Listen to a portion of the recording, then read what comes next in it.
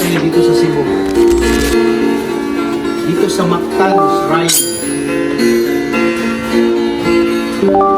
Napakagaling. Sound of Silence.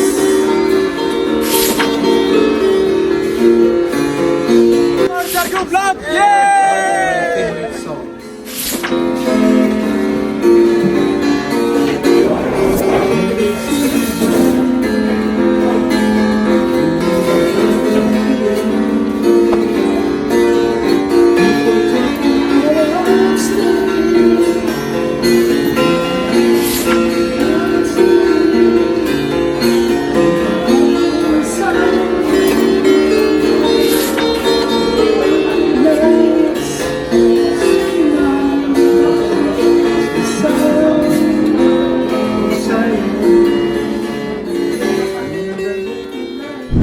Yan notes, yan ang statue ni Lapu-Lapu.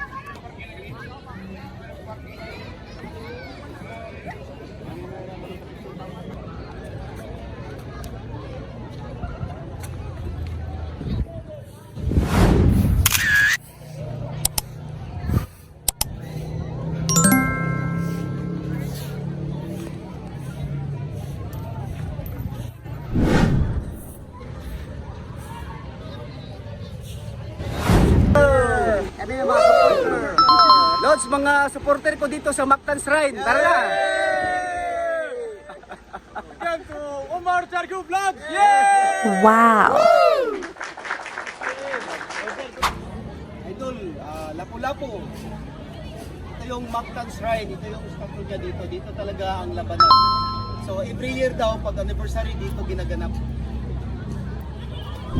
Idol, dito tayo mismo sa Mactan Shrine kung saan si Magellan dinali ni Lapu-Lapu. Nakita mo yung mga Cebuano sa Mactan Shrine. Tanungin niya kita, dito ba talaga nandun si Magellan dito? Ito na to? Opo, dito sir. Kasi dati dito sa dagat ito. Ah, dagat ito dati.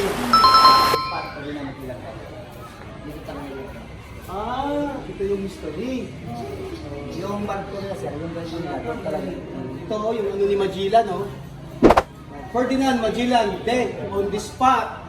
Ferdinand Magellan died on April 27, 1521. Wounded and encounter with the soldiers of Lapu-Lapu, chief of Mactan Island.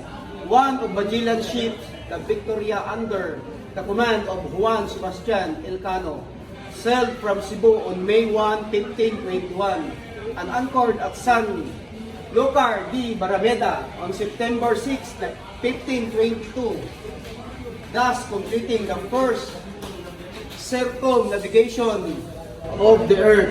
Dito pala talaga, idol. Dito tayo sa Mactan Shrine. Kung pumunta kayo dito, ito yung tinatawag na Sutukil. Tugba, Tula, Hilaw.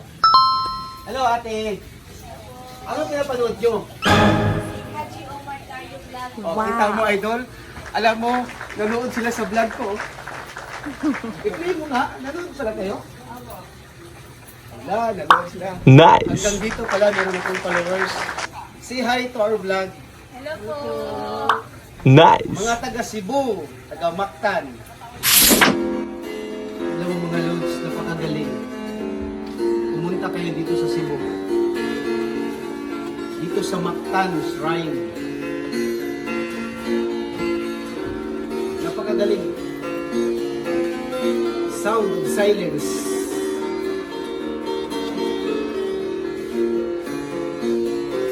Sound of Silence, one of my favorite songs.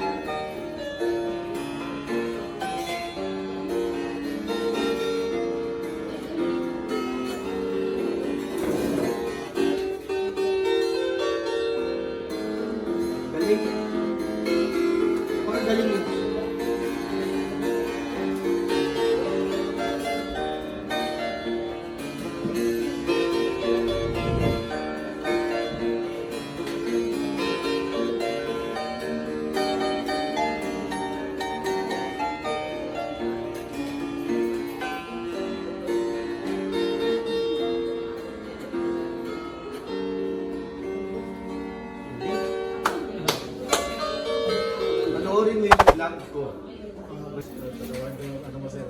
Salamat. Salamat sir. Salamat sir.